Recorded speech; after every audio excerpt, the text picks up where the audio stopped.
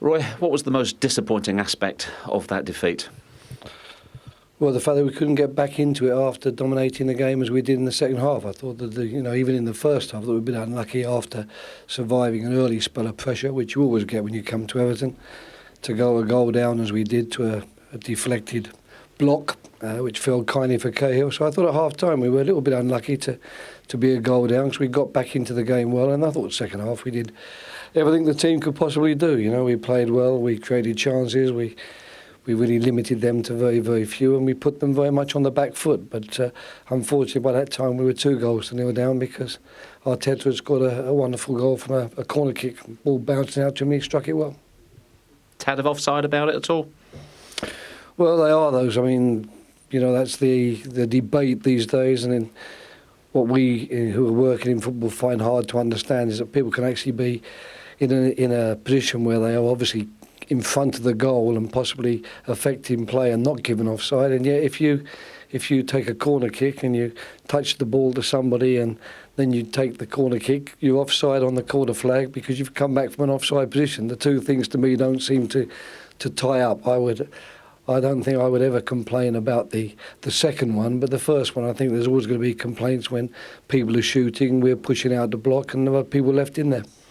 Fernando Torres, what sort of capacity is he playing at the moment in terms of both fitness and form? Because he doesn't look anything like the Fernando Torres that Liverpool fans know. Well, I can't say. I mean, I didn't see that much of him when he was, flying around. I don't think he's physically unfit. I think that he showed that in the game. He did plenty of work out there, plenty of running around.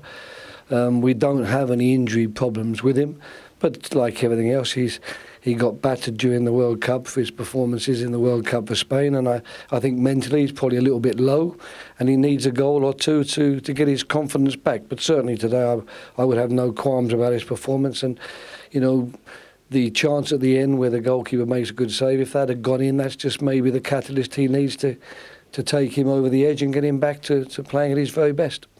Second bottom right now in the Premier League. Liverpool have never been there.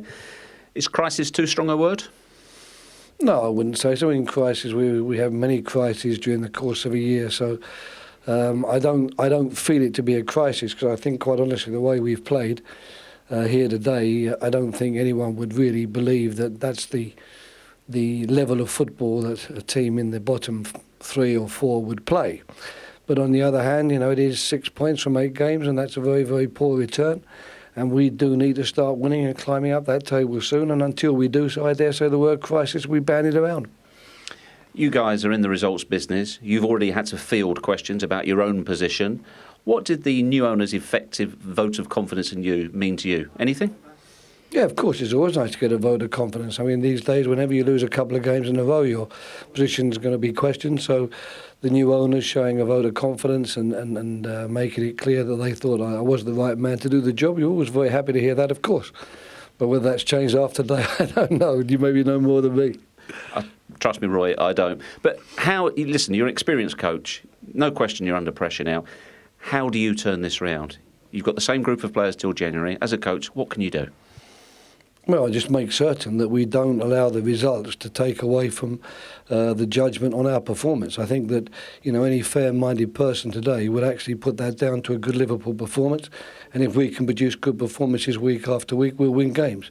Today we produced a good performance, but we didn't win. But certainly I wouldn't have any qualms about our performance, especially after the initial burst that we had to survive from a very strong Everton start. I thought we played well in the game, and I think that it's 9 times out of 10 if you play that, you come away from the game with a victory and not a defeat.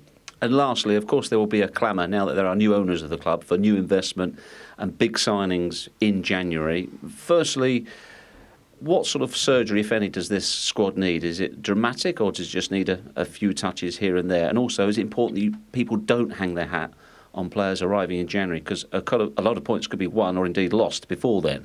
Yeah, I mean, the fact is we're not interested in the new players in January. We're interested in the players we have at the moment and using those players to get results between now and January. If in January we can sign 1 or 2 players that will make us better, of course we'll be delighted to do so. But I can only go back once again. You know, we played quite well at Manchester United, lost to a late goal. We've played very well here today and lost the game, but certainly don't need to have any apologies for the level of our performance. And if we can keep that up, we'll get the points that will lift us up the table. And then if in January we can improve the team more, then that will be something we'll all look forward to. Roy, thank you for your time. Pleasure.